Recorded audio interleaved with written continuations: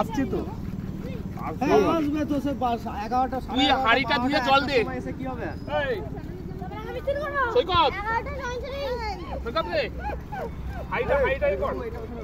বদমাইশি করছে পুলিশ আঙ্কেলকে দিয়ে দেবে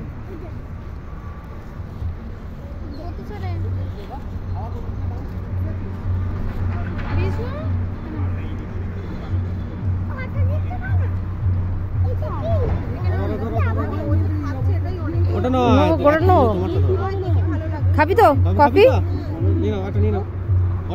নিয়ে বসে পড়কে যা বসবি যা ওইখানে চল যাও আস্তে আস্তে গরম নাহলে একটা গাড়ির উপর রাখো গা। হেই গাইস, দেখতেই পারলে আমরা সবাই মিলে আনন্দে মেতে উঠেছি। আজকের দিনে মেঘলা মেঘলা ওয়েদার, আমরা সবাই মিলে চলে গেলাম একটা মাঠে কি করতে না পিকনিক করতে। তো কারা কারা এই বছরে পিকনিক করনি বলো তো, তারা তো চলেই আসতে পারো, আমরা সবাই মিলে আবার একটা পিকনিক করে নিতে পারি। যাই হোক, এবছরে আমার প্রথম পিকনিক এবং শেষ পিকনিক। পিকনিক বলতে এখন কারোরই সময় হয় না পিকনিক করার মতো, তাই অনেক কষ্টে একটা পিকনিকের আয়োজন করা হয়েছিল, যেখানে সবাই মিলে হাতে হাত লাগিয়ে আমরা সবজিটা কেটে দিয়েছিলাম, কিন্তু কেউ রান্না করিনি। যাই হোক, আমাদের সাথে থাকো, দেখতে থাকো আমাদের পিকনিকের শেষ অবধি। আমাদের মেনুতে ছিল দেখছি আমরা চিকেন স্যাটে তৈরি করতে শুরু করে দিয়েছি, আর যারা চিকেন খাবে না তাদের জন্য আমাদের পনির স্যাটে ছিল। এছাড়া মেনুতে ছিল কি কি পরে বলছি, সাথে থেকো। তো এই করতে করতে গল্প করতে করতে বেশ দিনটা ভালোই কাটলো। যেহেতু আমরা বেশি আমাদের দেখা হয় না, গল্প তাই অনেক থাকে, আবার গল্প আর্ধেকও রয়ে যায়। আর এদিকে বাচ্চাদের মধ্যে পল নিয়ে বেশ জুটুপুটি ভালোই লাগছে, এই ওকে সামলাচ্ছে, ও তাকে সামলাচ্ছে। কিন্তু একটা ব্যাপার জানো কি, আমি কিন্তু এদিক থেকে নিশ্চিন্ত, আমার ছেলে একটু বড় হয়ে গেছে, একটু বুঝদার হয়ে গেছে, আর এরা একটু দেরিতে বিয়ে করায় যা হয় সব কচি কাঁচা, আমারটা একটু বড় হয়ে গেছে। আমরা যেহেতু খুব অল্পতেই আমরা পেকে গেছিলাম, অর্থাৎ আমরা খুব তাড়াতাড়ি বিয়ে করেছিলাম। অনেকে ভাবে আমাদের লাভ ম্যারেজ, আমাদের বন্ডিং দেখে, কিন্তু গাইজ আমাদের কিন্তু লাভ ম্যারেজ নয়, একান্তভাবেই আমার শ্বশুরমশাই আমাকে পছন্দ করে নিয়ে এসেছিলো। তো এখানে দেখো পরপর প্রসেসিং চলছে তোমার স্যাটে করার। আমরা এদিকে 11টার সময় পিকনিকে গেছি, কারণ হচ্ছে এত সকালবেলা কুয়াশা ছিল, সেই কুয়াশা কমতে তারপর আমরা বেরিয়েছি, কারণ সবারই বাচ্চা আছে। তো কুয়াশা কমার পর আমরা যেতে যেতে 11টা বেজে গেছে, তাই টিফিন করেছিলাম কেক, কলা আর মিষ্টি, আর মধ্যিখানে ছিল এই স্যাটে। তারপরে আমাদের মেন কোর্স ছিল। মেন কোর্স খুব অল্পই ছিল, কারণ আমাদের দেরি হয়ে গেছিলো, তাড়াতাড়ির মধ্যে খেয়ে আমাদের বাড়ি যেতে হবে সেই কারণে। কিন্তু খেয়ে আমাদের বাড়ি যেতে যেতে প্রায় বিকেল 5টা বেজে গেছিলো। আমরা খেতেই বসেছিলাম 3:30 পর। তার আগে বাচ্চাদের খাওয়ানোর চেষ্টা করেছিলাম, তাও বাচ্চাদের খাইয়েছিলাম 3টে পর।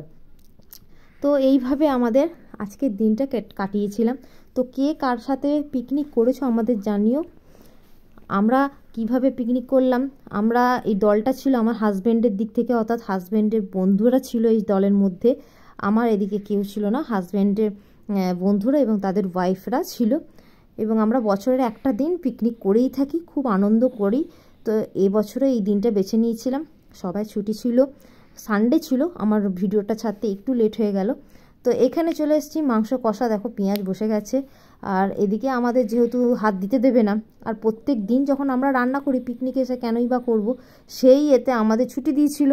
তো ছুটি দেওয়ার জন্য আমরা কি করলাম, বেশ মজা করে শুধু খেলাম, আর হাতে হাতে একটু এগিয়ে দিয়েছিলাম। কেমন হয়েছে?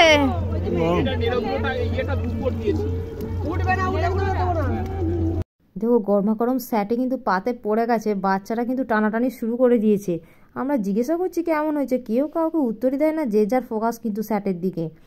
যাই হোক, আমরাও হাতে পেয়ে যাব স্যাটে, তার অপেক্ষায় বসাচ্ছি। বলতে না বলতেই দেখো হাতে পেয়ে গেছি স্যাটে, আর কামড় দিতে শুরু করে দিয়েছি। আমি নিয়ে একটু সরিয়েই গেলাম, কারণ কেউ যদি আবার ভাগ চায়, বাবা স্যাটের ভাগ দেওয়া যাবে না। এখানে স্যাটে এনজয় করে আবার চলে গেলাম মাংসের দিকে। মাংসটা কেমন হচ্ছে দেখতে, দেখো জল ছাড়াই কিন্তু মাংস থেকে কতটা জল বেরিয়েছে, ওই জলেই কিন্তু মাংস সেদ্ধ হয়ে গেল। আগের বারে কী হয়েছিল জানো, আগের বারে পিকনিকে এত দেরি হয়ে গেছিলো যে মাংসটা আধ কাঁচা অবস্থায় নামিয়ে আমাদের খেতে হয়েছিল, ছিঁড়ে ছাড়ে যা পেরেছিলাম খেয়েছিলাম, বাকিটা কুকুরকে দিয়ে দিয়েছিলাম। এবারে তাই মাংসের উপর খুব ফোকাস, আগেই মাংসটা করে নেওয়া হচ্ছিল, চাপা দিয়ে বিভিন্নভাবে মাংসটাকে সেদ্ধ করে নেওয়া হচ্ছিলো। এবারে যা ভুল করেছি পরের বারে আর করব না, একটা প্রেশার কুকার নিয়ে যেতেই হবে, কারণ মাংস করতে করতে অনেকটা টাইম চলে যায়, তাই আমাদের খেতে 3:30 4টে বেজে যায়। আর যেহেতু আমাদের যেতে দেরি হয়, তাই একটা প্রেশার কুকারের ব্যবস্থা পরের বছর করে নিতেই হবে। যারা আমাদের মতো ভুল করো আর করো না, অবশ্যই একটা প্রেশার কুকার নিয়ে যাও। এটা খাসির মাংস তো, তাই দেরি হয়। তো এই করতে করতে আমি একটু মাংসটা নেড়ে একটু ক্যাদ দেখাচ্ছিলাম আর কি, নিজে কিন্তু রান্না করিনি, জাস্ট একটু খুন্তি নাড়লাম। তারপরে রান্না হয়ে যাওয়ার পর আমরা সবাই মিলে বসে পড়লাম খেতে। একসাথে না খেলে মজা আছে নাকি? তো আমাদের মেনুতে কি কি হয়েছিল এবার তোমাদের একটা একটা করে বলি। প্রথমে হয়েছিল আলু পোস্ত, তারপর হয়েছে খাসির মাংস, চাটনি আর পাঁপড়। তোমাদের বললাম না, যেতে আমাদের দেরি হয়ে গেছিলো, তাই মেনু শর্ট ছিল। মেনু শর্ট হলে হবে কি, খেতে কিন্তু দুর্দান্ত হয়েছিল। আলু পোস্তটা যা হয়েছিল না, জিভে এখনও লেগে আছে। সেটা চাটনি, আমসত্ত্ব দিয়ে, খেজুর দিয়ে, টমেটো দিয়ে অসাধারণ হয়েছিল। আর মাংসটা তো বলা যাবে না, এত সুন্দর খেতে হয়েছিল। বাড়িতেও আমরা মেয়েরা এত ভালো রান্না করি না, ওরা যা রান্না করেছে। আর থ্যাংক ইউ সবাইকে যারা আমাদের এত সুন্দর রান্না করে খাইয়েছে। তো একটার পর একটা আমার পাতে চলে এসছে। দেখো, সব কিছু খাওয়ার পর লাস্টে চাটনিটা নিচ্ছি। চাটনিটাও কিন্তু অসাধারণ খেতে হয়েছিল। সব কিছু চেটে পুটে খেয়ে কি বলবো, দারুণ লেগেছিল। এইদিকে আমার ছেলে আমাকে 2খানা পাঁপড় না খাইয়ে ছাড়বে না। এই খেয়ে ধেয়ে আমরা চলে গেলাম ওর এক বন্ধুর বাড়ি। এই বন্ধুর বাড়িটাই গেছিলাম যে বন্ধু রান্না করেছিল। ওদের বাড়ি নার্সারি আছে, তো ওখানে ফুল গাছ দেখে কিছু ফুল গাছ বাড়িতে নিয়ে আসার জন্য আমরা সেখানে পৌঁছে গেছিলাম। এই যে লাল লাল ফুল পাতা দেখতে পাচ্ছ, এগুলো পাতা, ফুল না কিন্তু। এইরকমও এমন একটা গাছ কিনেছি আমার ছেলের আবদারে। তো গাছটা কেমন হয়েছে অবশ্যই জানিও। এছাড়া কিছু নিয়েছিলাম গাঁদা গাছ, আর এটা কালো লঙ্কা গাছ। Tata, bye bye.